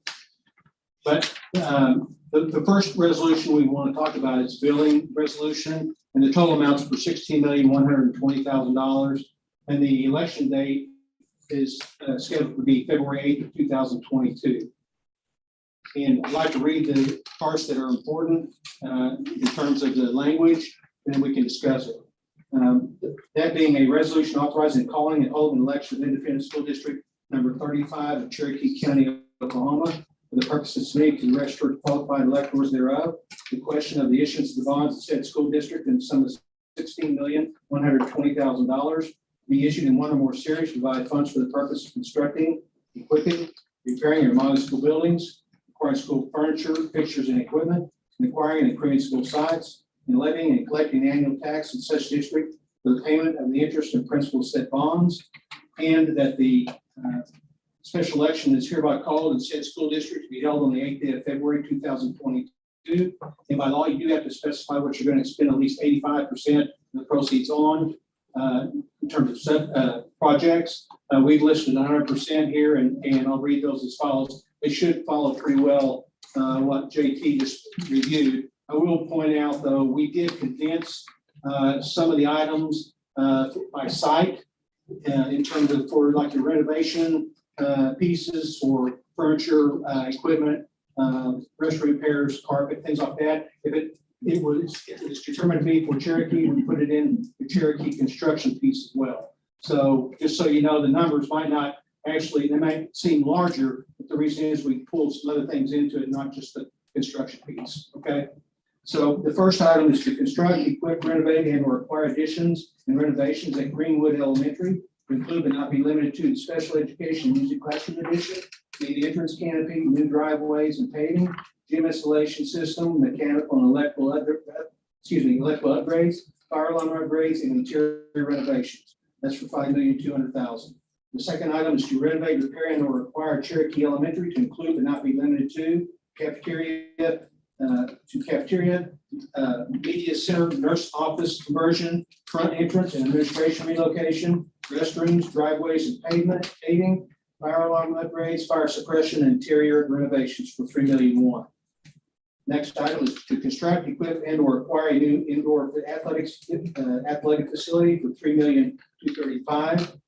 Next is to renovate, repair, and or acquire high school restrooms, $735,000. To renovate, repair, and or acquire classroom renovations district-wide for $1,800,000. To replace and or acquire turf at the existing track for $1,250,000. To acquire technology upgrades to include but not be limited to security systems and server systems for $500,000. And to acquire equipment to include but not be limited to student resource office vehicles, driver education vehicles, and vans for $300,000. And that totals $16,140,000.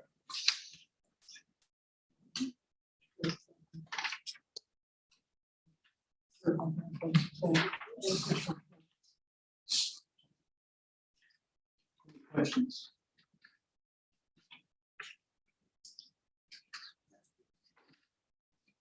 If not, if you're ready to take action, need a motion and a second call for vote. Have a motion? And before we vote, I'll say it again, so everybody understands. So this is going to replace an expiring bond that was passed several years ago, which the main goal of that was build Heritage Elementary.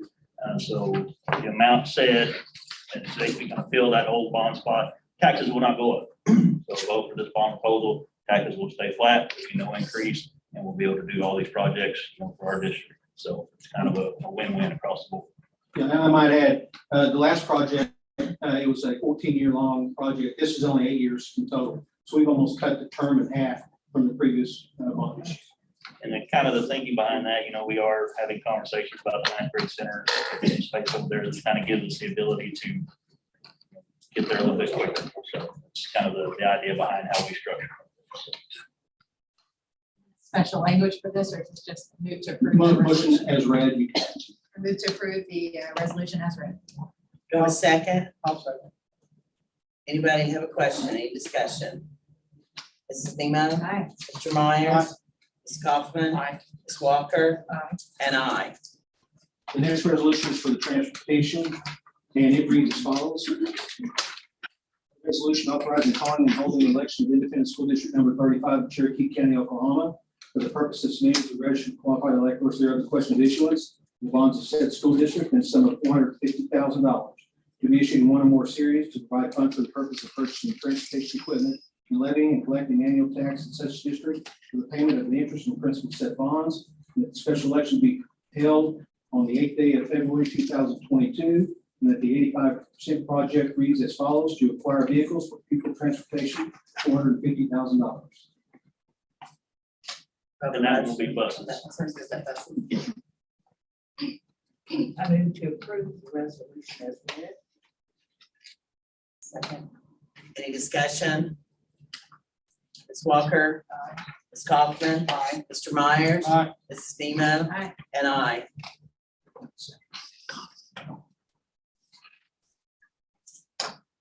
Madam President, I do need some signatures from you. Yes, sir. If you bring that up, we'll do that now.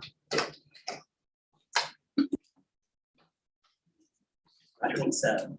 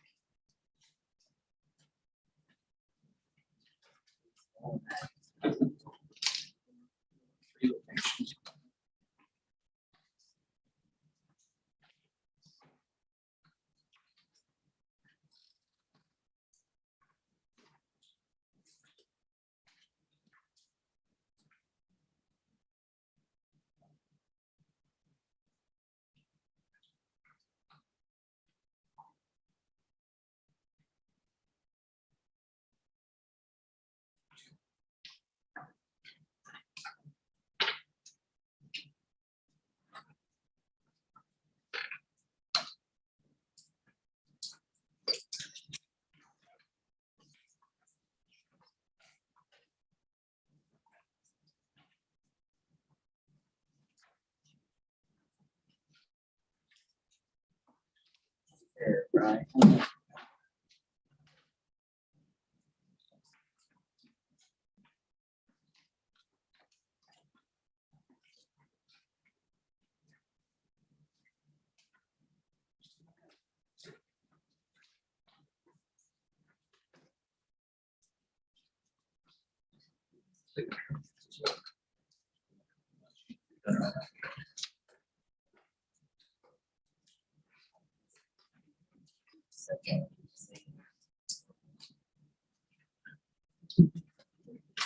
Sarah. Thank y'all.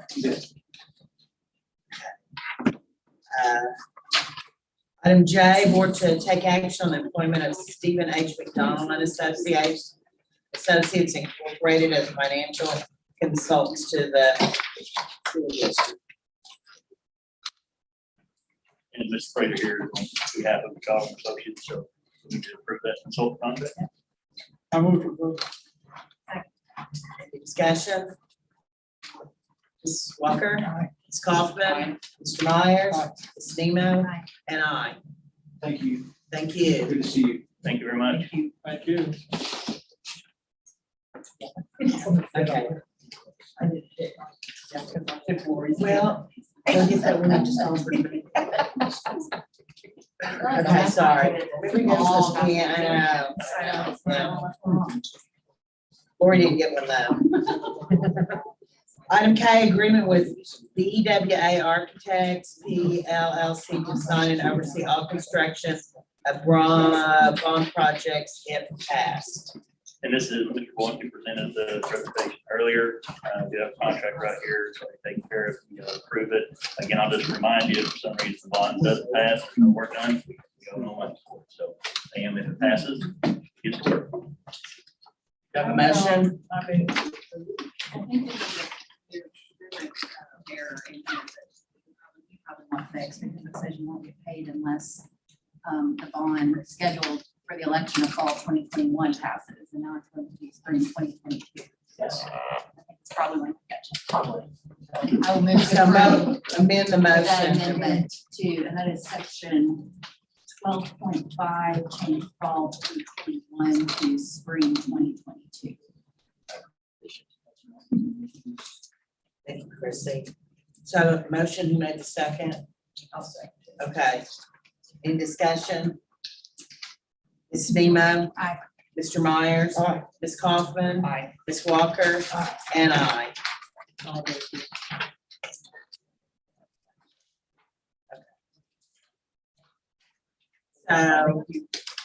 Thank you. thank you. Now we're at item M, superintendent's report. Okay. First off, we just want to talk about the new grant that we received in October, the Innovative Approaches Literacy Grant. We put a lot of resources at the district's disposal, especially to tackle some of the test scores issues that we just saw. This will kind of help. $745,000 a year for 4 years. There'll be a lot of money coming into the district for this. Provide middle school and high school reading teachers, hire 3 elementary library assistants, 4 elementary literacy paras with an EL focus. We'll have an EL teacher to better support our EL population with the goal of providing 1 at each at Cherokee, Greenwood, and Heritage. We'll provide professional development for our staff. We'll be partnering with NSU for that. Every student in the district will receive 2 free books each year of the grant. We'll pay for family literacy events and take-home bags for families. It will allow for 400 books per year for our pre-K site, Sequoia, each year of the grant. It will provide 300 books per year for the middle and high school sites. And also it will allow us to partner with community partners for healthcare industry to provide the books for students when they come in for well child checks. So this will be a little over $3 million life of the grant. So it's a very competitive grant. We're very happy that we've got this. It's going to provide a lot of resources and new people. Mrs. Presley and Mrs. Cloud will be overseeing this grant directly. They've already been working hard trying to fill these positions. We're not 100% there, but they're getting very close. They're doing a good job with that. So we're excited about what this will do for the district. Again, like I said, $3 million. And when you pair that over the last 4 years, total amount of grants that we brought in for the life of each grant was about $13 million last 4 years. So that's a lot of resources for our district. So I'm very happy about that. Mrs. Cloud, is she not it? You hired her last month. Oh, you were not. I'm sorry. Yeah, she came back to us and she'll be filling that position. Fortunate to have her. The last thing on my report is just a COVID update. You know, our numbers dropped pretty dramatically this past month with the last board meeting, which is awesome news. We had 12 cases within the district during that time. Just a couple little updates. We're going to go from updating daily on our Facebook and webpage to just a weekly update. It will be a Google Docs that will populate each week. So it will always be there for anybody to look at, but it's just going to be updated once a week now, so once a day.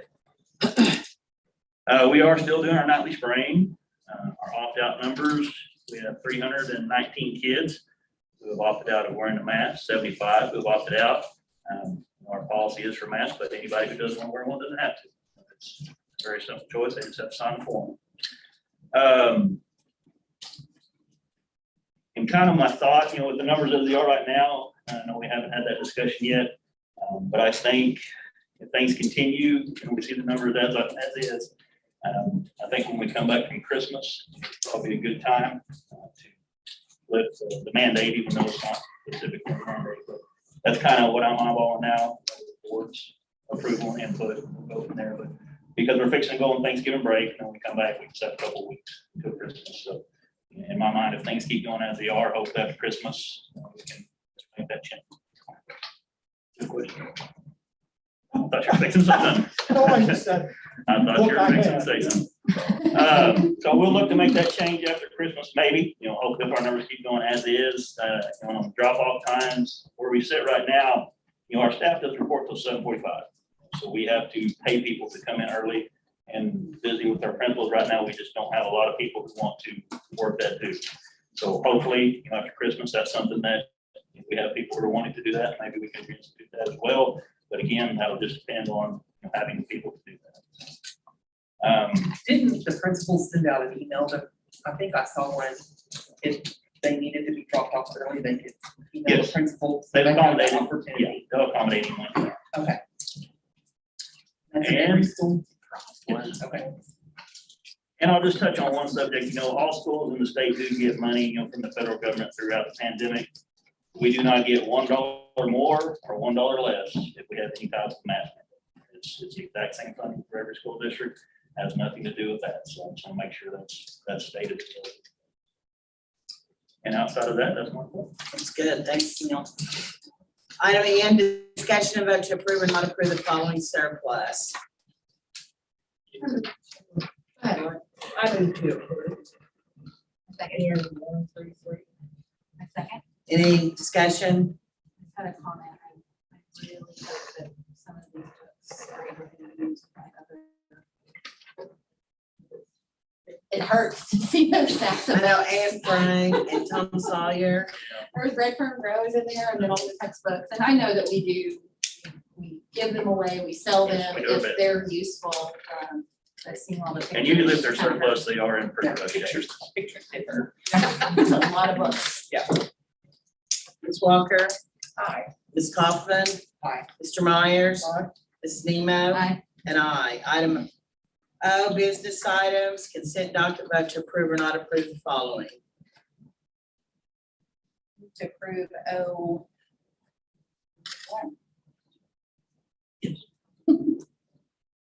A second? I'll second. Any discussion? Mrs. Nemo? Aye. Mr. Myers? Aye. Ms. Kaufman? Aye. Ms. Walker? Aye. And I. Item P, discussion and vote to approve or not approve the first read of revised transfer policy 6025. And I should have just put discussion, but we'll have to vote on it anyway. So this is just a first read, so you're not going to approve the policy tonight. So when you do vote, you're just approving that. We're giving you the first policy. The state lawmakers have given us basically a mandate. We have to change our transfer protocols. This is throughout the state. And the main idea behind it is, number one, we will have to establish a capacity for every grade level within our district. That means, just an example, at Greenwood, we have the capacity for X amount of kids in second grade or third grade, or at the high school, the ninth grade, whatever the case may be. So we have to establish that capacity, then we have to post that capacity. It has to be posted for the public on our website, and it has to be updated in real time. Every time a student enrolls every day, we have to keep updating that number to show if we're either at capacity or below capacity. And basically what this has done, we will, and we don't have any of this yet. The state they have to give us the forms, they have to build an online program, but we have not seen any of that. But we have to approve this by January. So next month we'll have to approve our final policy, and we're going to hope that the state has those things ready for us to actually implement on January 1, but we'll see how that goes. Kind of the main ideas of it as well.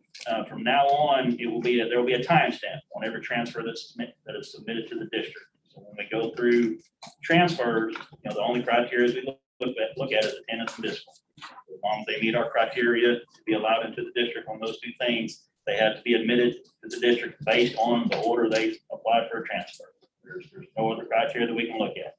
So if you have student A and student B, they apply for a transfer. We have one spot in capacity. The first kid who the parent actually filled out the transfer form online, that's who we accept. Now capacity is over. So it's just a tracking way and it's going to be difficult. And the biggest struggle that we're having right now is establishing our capacity. We're going to establish capacity for the rest of this year at where we're at. That way we can maintain to the end of the school year, and then we'll look and see where we are there. Because the biggest thing is we may have a large sophomore class and a small junior class. When that sophomore class moves up, we now have a large junior class that doesn't fit the same numbers as last year.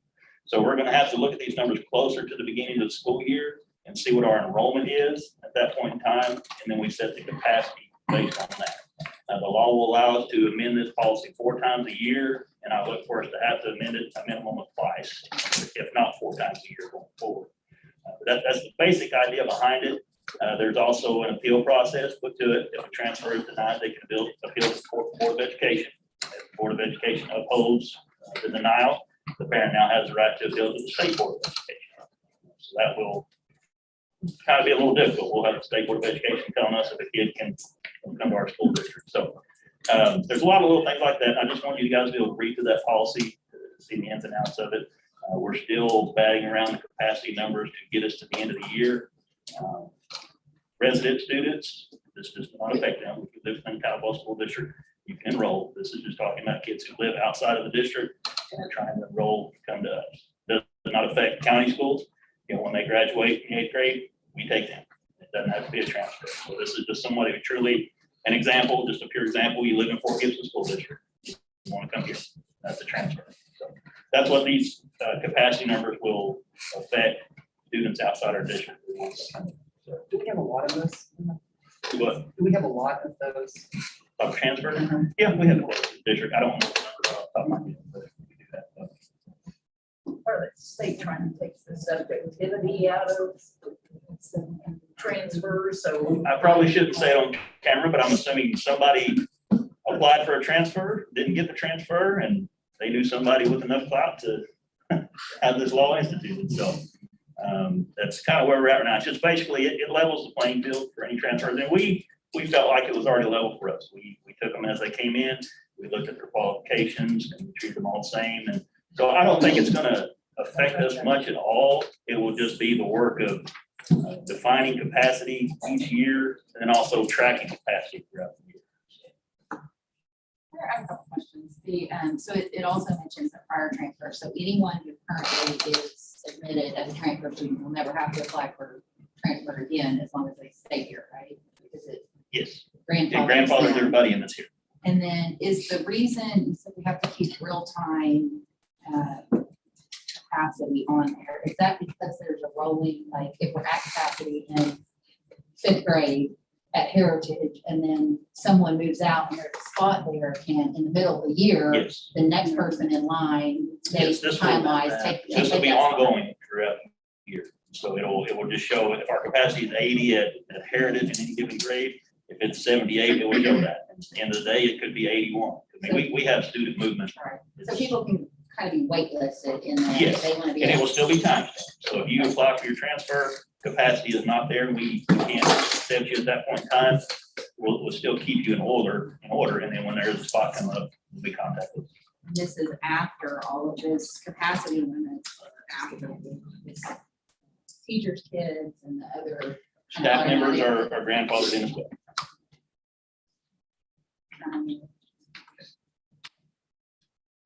Have a motion? Move to approve the first read of the project. No second?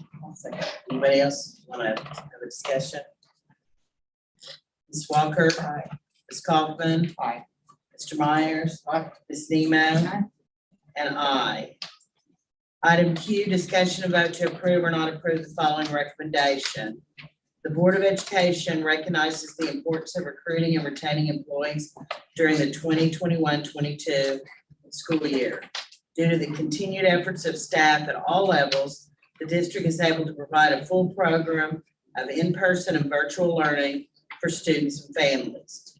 In recognition of the risk to personal health and the exceptional work to prioritize the needs of students done by all employees during the continued COVID-19 pandemic, it is recommended the Board of Education pay a one-time, non-reoccurring COVID-19 stipend. Stipend amount will be $500 for all full-time employees and $250 for all half-time employees. Any employee who has not been employed the full year will receive 1/5 of the total for each full month they were employed, August 21 through December 21. That's very wordy because we have to use federal funding to pay for this, and so we have to meet the requirement without a word. This is basically a Christmas stipend that we want to give to our staff members. We've been able to do that for the last 3 years, I believe. We were also able to do a $2,000 stipend not too long ago. So anytime we're in the position to be able to give back some of that money to the staff, we won't do that. This is in effect the Christmas. This, we can't call it a Christmas one. This is that. End of the year, COVID-19 stipend. It will be paid this month on there. Do you have a motion? Make a motion to approve. I'll second. Okay, any discussion? Mrs. Nemo? Aye. Mr. Myers? Who could vote against that? Mr. Myers. Ms. Kaufman? Aye. Ms. Walker? And I. R, discuss and vote to approve or not approve raising the current daily sub-pay rate to $90 for certified and $80 for uncertified effective January 1, 2022. This is kind of a first step that we're looking at taking. We're struggling finding substitutes. We struggle to keep our building staff every day, even though our COVID numbers are down. We still have that struggle to have enough people. Principals are doing a balancing act of moving people around, and support personnel are working out a position to help cover, and it's teachers are covering on their planning period. So it's a difficult time, and we know that. There's not a ton of things we can do, but we're trying to find ways to see if we can chip away at that a little bit. So what we've done, we've looked around at the county to see all the sub-pay rates at other schools. So basically what this will do, this will make us the highest paying school district in the county for all uncertified subs, and that's the majority of our subs. And it will tie us with another school district with the $90 for the highest certified within the district. So it's our hope that maybe that will help bring a few people. So there's another district, make a few more dollars. It's an increase of $20 on each of those amounts that we previously paid. And we'll have hopefully next month another item or two that we'll look to do to help improve that as well. So.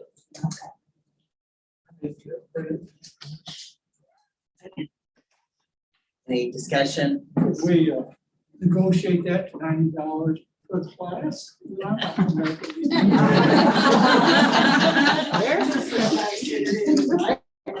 I can't negotiate with you on your board.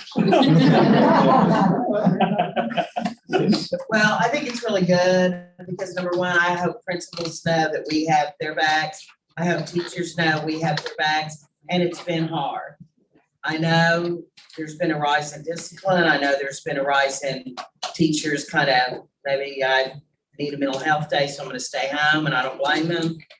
But maybe we can get this sub pay up, this will be better and maybe help that. So I applaud you for what you're doing, and don't think that we don't know it. So Idea, I know we, a list of people who are approved to be substitute.